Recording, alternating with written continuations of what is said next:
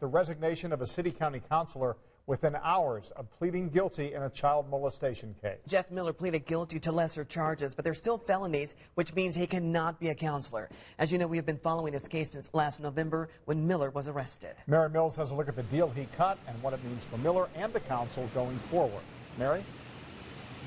Well, the felony convictions means that Miller can no longer hold any elected office any time at all.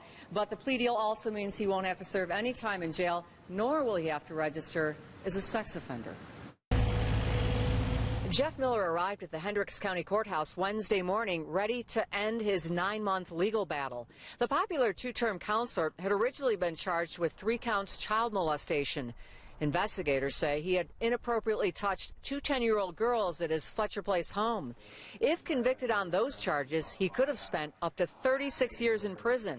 Instead, Miller pled guilty to 4 felony counts of battery on a person less than 14 years old, ultimately receiving 4 years probation. In his resignation letter, Miller wrote, "It has been a great privilege to serve my community, neighbors, and all the residents of District 16.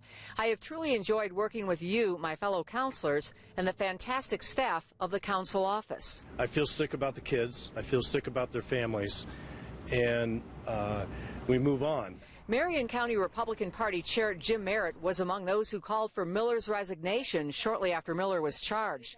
While Miller was kicked out of the Republican caucus, he refused to step down, continuing to attend meetings. Mr. Miller has had his day in court. He has his justice, and he has resigned. Republican Minority Leader Michael McQuillan also glad to see the case finally resolved. I just think, like similar situations we've had with other counselors, everybody has a collective sigh of relief that we can move on now and plan for the future and get down to the people's business, which is really why we're there.